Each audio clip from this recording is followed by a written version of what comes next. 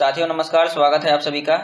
आज हम लोग सॉल्व करने वाले हैं टेस्ट नंबर 24, जिसमें आपको हिस्ट्री, ज्योग्राफी और एनवायरनमेंट से संबंधित प्रश्न मिलेंगे। तो चलिए शुरू करते हैं।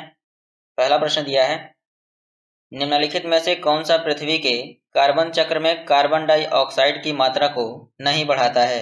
ऑप्शन दिया है श्वसन, प्रकाश संश्लेषण, जैविक पदार्थों का अपक्षय और ज्वालामुखी क्रिया। तो इसमें आपको पता है कि जब ज्वालामुखी क्रिया होती है तो उसके साथ कई प्रकार की गैसें और धूलकण भी निकलते हैं। तो यह कार्बन डाइऑक्साइड की मात्रा को बढ़ाने में सहायक है। दूसरा दिया है जैविक पदार्थों का अपक्षय। तो जब जैविक पदार्थों का अपक्षय होता है, यानी कि जब वे सड़ते या गलते हैं, तो उनसे भी कई प्रकार की गैसें जैसे मीथेन, कार्बन डाइऑक्साइड आदि प्रकार की गैसें निकलती हैं। तो ये भी कार्बन डाइऑक्साइड को बढ़ाने में सहायक है। प्रकाश संश्लेषण वह क्रिया है कि जब पेड़ पौधे सूर्य की रोशनी से अपना भोजन बनाते हैं तो उसी क्रिया को प्रकाश संश्लेषण कहा जाता है। और पेड़ पौधे इस क्रिया द्वारा ऑक्सीजन को छोड़ते हैं, न कि कार्बन डाइऑक्साइड की मात्रा को बढ़ाते हैं। तो इसमें सही विकल्प हो जाएगा बी। श्वसन मानव या जीव जंतुओं द्वारा सांस लेने और छोड़ने की क्रिया को श्वसन कहा जाता है। तो श्वसन भी कार्बन डाइऑक्साइड की मात्रा को बढ़ाने में सहायक है। क्यों? क्योंकि जीव जंतु ऑक्सीजन लेते हैं और कार्बन डाइऑक्साइड को छोड़ते हैं। तो इस प्रकार यह भी कार्बन डाइऑक्साइड की मात्रा को बढ़ाने में सहायक है। आगे देखेंगे, पृथ्वी के कार्बन चक्र में कार्बनिक पदार्थों के अपघटन, जीवधारियों द्वारा श्वसन क्रिया से, ज्वालामुखी क्रियाओं से, जीवाश्म ईंधनों के दहन इत्यादि से कार्बन डाइऑक्साइड पहुंचती है। कहाँ? पृथ्वी के कार्बन चक्र में। स्वपोषित पौधे प्रकाश संश्लेषण की क्रिया द्वारा कार्बोहाइड्रेट्स के निर्माण में वायुमंडलीय कार्बन डाइऑक्साइड ग्रहण करते हैं, न कि विमोचन करते हैं अथवा छोड़ते हैं। अगला प्रश्न देखेंगे, निम्नलिखित में से किसने दिल्ली को सल्तनत की राजधानी के रूप में स्थापित किया था। ऑप्शन दिया है कुतुबुद्दीन ऐबक, इल्तुतमिश, रजिया और मोइजुद्दीन गोरी या मोहम्मद गोरी इसी को कहते हैं। कुतुबुद्दीन ऐबक, जो कि गुलाम वंश का संस्थापक था, इसने अपनी राजधानी लाहौर में स्थापित की थी। इसने कभी भी सुल्तान की उपाधि धारण नहीं की थी। इसने केवल अपने आप को मलिक और सिपह सलार की उपाधियों से ही संतुष्ट रखा। प्रश्न पूछता है कि ऐबक को दासता से मुक्ति कब मिली थी। तो गोरी के उत्तराधिकारी गयासुद्दीन महमूद से मुक्ति पत्र प्राप्त करने के बाद 1208 ईस्वी में ऐबक को दासता से मुक्ति मिली थी। मोइजुद्दीन गोरी या मोहम्मद गोरी, इसने अपनी राजधानी गोर में स्थापित की थी। और रजिया चूंकि इल्तुतमिश के बाद सुल्तान बनी तो इसकी राजधानी तो दिल्ली ही थी, लेकिन रजिया से पहले इल्तुतमिश सुल्तान बना था तो इसने अपनी राजधानी दिल्ली को बनाया था। प्रश्न पूछता है कि दिल्ली सल्तनत का वास्तविक संस्थापक कौन था। तो इसका उत्तर इल्तुतमिश ही होगा। आगे देखेंगे, इल्तुतमिश ने दिल्ली को सल्तनत की राजधानी के रूप में स्थापित किया था। इससे पूर्व ऐबक ने लाहौर से ही शासन किया था। इल्तुतमिश ने ही भारत में सल्तनत काल में सर्वप्रथम शुद्ध अरबी के सिक्के चलाए थे। सल्तनत युग के दो महत्वपूर्ण सिक्के, चांदी का टका जो कि 175 ग्रेन का होता था और तांबे का जीतल, उसी ने आरंभ किए थे। किसने? इल्तुतमिश ने। तथा सिक्कों पर टकसाल का नाम लिखवाने की परंपरा उसी ने शुरू की थी। अगला प्रश्न देखेंगे,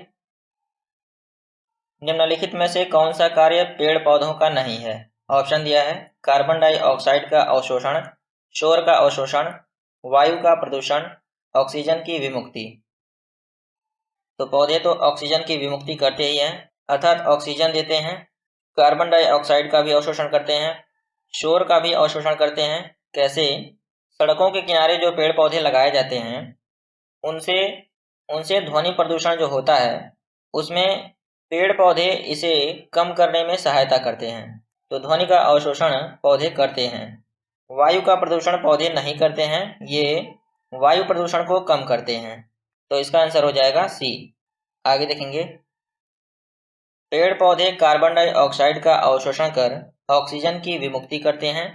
विभिन्न क्षेत्रों में सड़कों के किनारे हरे वृक्षों की कतारें खड़ी करके ध्वनि प्रदूषण से बचा जा सकता है। पेड़ पौधे वायु प्रदूषण नहीं करते हैं, अपितु वायु प्रदूषण की रोकथाम में सहायता करते हैं या सहायक होते हैं। अगला प्रश्न देखेंगे, लघु हिमालय किसके मध्य अवस्थित है। ऑप्शन दिया है ट्रांस हिमालय और महान हिमालय के बीच, शिवालिक और महान हिमालय के बीच, ट्रांस हिमालय और शिवालिक के बीच, शिवालिक और बाह्य हिमालय के बीच। तो इसके लिए आपको मैप समझना पड़ेगा। तो इसमें हम लोगों ने पहले भी चर्चा किया था कि हिमालय की जो पहली श्रृंखला है वो है काराकोरम, उसके बाद लद्दाख है, उसके बाद जास्कर है। तो काराकोरम, लद्दाख और जास्कर ये ट्रांस हिमालय के अंतर्गत आते हैं। ट्रांस हिमालय के नीचे वृहद हिमालय आता है जो कि नंगा पर्वत से लेकर नामचा बरवा तक फैला हुआ है। नंगा पर्वत कहाँ है? पीओके में है। और नामचा बरवा कहाँ है? अरुणाचल प्रदेश में है। तो ये वृहद हिमालय हो गया। इसी के नीचे लघु हिमालय आता है और लघु हिमालय के नीचे शिवालिक आता है। तो प्रश्न में पूछा गया है कि लघु हिमालय किसके मध्य अवस्थित है? तो लघु हिमालय महान हिमालय और शिवालिक के मध्य अवस्थित है। सबसे ऊपर महान हिमालय है और नीचे शिवालिक है। क्वेश्चन में देखेंगे तो लघु हिमालय किसके मध्य अवस्थित है? शिवालिक और महान हिमालय के मध्य। अगला प्रश्न देखेंगे,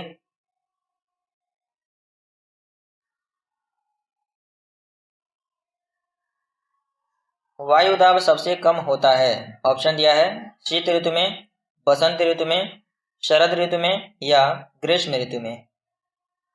तो यदि आपको यह पता होगा कि वायुमंडलीय वायुदाब और तापमान के बीच परस्पर उल्टा संबंध होता है। उल्टा संबंध होने का अर्थ यह है कि जब तापमान बढ़ेगा तो वायुदाब में कमी आएगी और जब वायुदाब बढ़ेगा तो टेम्परेचर में कमी आएगी।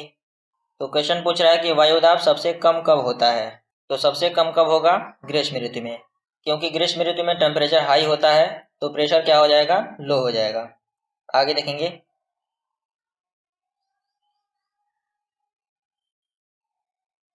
धरातल पर वायुमंडलीय वायुदाब और तापमान के बीच उल्टा संबंध होता है। अभी मैंने बताया आपको।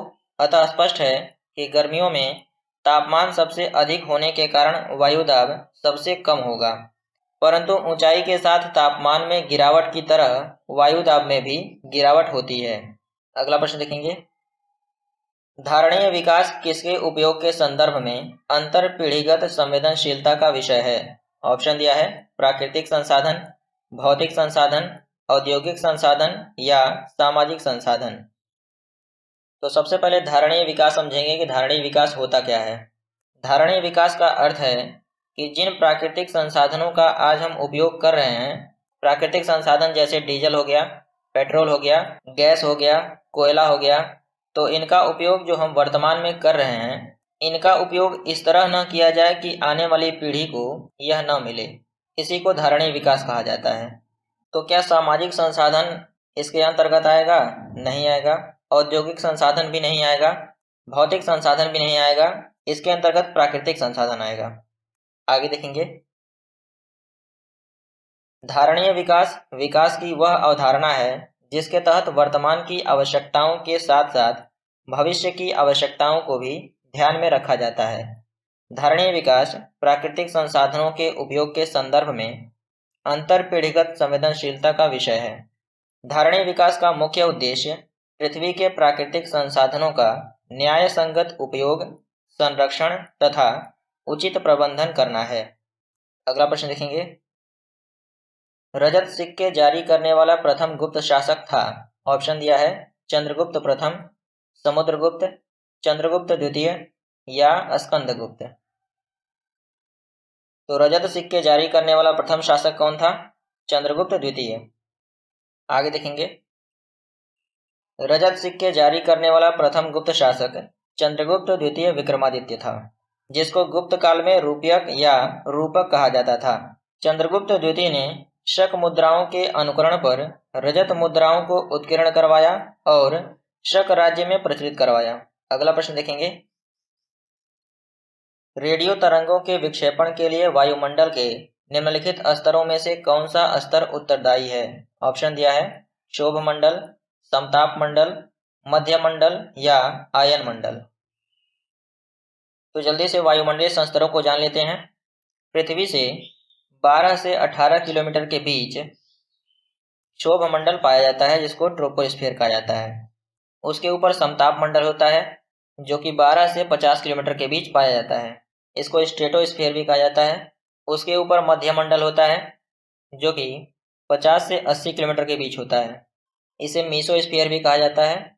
उसके बाद आयन मंडल होता है जो कि 80 से 800 किलोमीटर के बीच पाया जाता है और 800 किलोमीटर से ऊपर बहिर्मंडल होता है।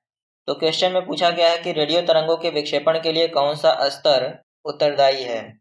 तो सूर्य से जो रेडियो एक्टिव तरंगें आती हैं उनका विक्षेपण आयन मंडल में ही कर दिया जाता है। यह है आयन मंडल। विक्षेपण का अर्थ है परावर्तित करना, यानी कि आयन मंडल से ही ये परावर्तित होकर ऊपर चले जाते हैं, न कि पृथ्वी पर आते हैं। तो इसमें सही विकल्प कौन सा होगा? चौथा, आयन मंडल। आगे देखेंगे, रेडियो तरंगों का विक्षेपण या परावर्तन आयन मंडल से होता है। इस मंडल में घटित होने वाली अन्य प्रमुख घटनाएं कौन कौन सी हैं? बाह्य विकिरणों का परिरक्षण, उत्तरी ध्रुव प्रकाश जिसको अरोरा बोरियोलिस कहा जाता है, तथा दक्षिणी द्रव्य प्रकाश जिसे अरोरा ऑस्ट्रियालिस कहा जाता है, ये दोनों घटनाएं होती हैं।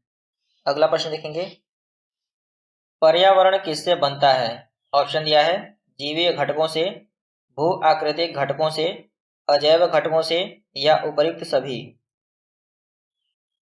तो पर्यावरण का निर्माण जीवीय, भू आकृतिक और अजैव तीनों घटकों से मिलकर होता है। तो इसका सही विकल्प कौन सा हो जाएगा? डी। आगे देखेंगे, पर्यावरण एक अविभाज्य समष्टि है तथा जैविक एवं अजैविक तत्वों वाले पारस्परिक क्रियाशील तंत्रों से इसकी रचना होती है। पर्यावरण के 3 संघटक हैं। कौन कौन से हैं? पहला है भौतिक या अजैविक घटक, इसमें स्थल, वायु और जल आते हैं। दूसरा दिया है जैविक घटक, इसके अंतर्गत पादप, मनुष्य, जंतु और सूक्ष्म जीव आते हैं। और तीसरा दिया है ऊर्जा घटक, इसके अंतर्गत सौरिक ऊर्जा और भूतापीय ऊर्जा आती है। अगला प्रश्न देखेंगे, वर्षा की मात्रा निर्भर करती है। ऑप्शन दिया है हवा के दबाव पर, वायुमंडल में नमी पर, जल चक्र पर या तापक्रम पर। तो वर्षा की मात्रा वायुमंडल में नमी पर निर्भर करती है। वायुमंडल में जितनी नमी होगी उतनी ही वर्षा होने की अधिक संभावना होगी। आगे देखेंगे, वायुमंडल में नमी वर्षा की मात्रा का निर्धारण करती है। सभी प्रकार की वर्षा की मात्रा यथा बूंदाबांदी, बर्फबारी, वर्षा इत्यादि वायुमंडल में नमी की मात्रा में बढ़ोतरी से बढ़ जाती है। अगला प्रश्न देखेंगे, शुष्क हवा में नाइट्रोजन की मात्रा होती है। ऑप्शन दिया है 21%, 27%, 50% या 78%। तो शुष्क हवा में नाइट्रोजन की मात्रा 78% होती है। आगे देखेंगे, वायुमंडल में नाइट्रोजन का प्रतिशत दिया है 78.08%, ऑक्सीजन का 20.95%, आर्गन का 0.93%, कार्बन डाइऑक्साइड का 0.038%, नियॉन का 0.0018%, हीलियम का 0.0005%, मीथेन का 0.00017% इत्यादि गैसें उपस्थित रहती हैं।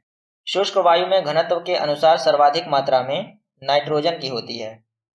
अगला प्रश्न देखेंगे, निम्नलिखित नोबल गैसों में से कौन सी वायु में नहीं पाई जाती है? ऑप्शन दिया है हीलियम, आर्गन, रेडॉन और नियॉन। तो इसका चर्चा अभी ऊपर किया गया है, तो इसमें रेडॉन नहीं पाया जाता है। तो इसमें इतना ही था। आप लोग अच्छे से रिवाइज करते रहिए और ज़्यादा से ज़्यादा प्रैक्टिस करने की कोशिश करिए। मिलते हैं अगले वीडियो में, तब तक के लिए धन्यवाद।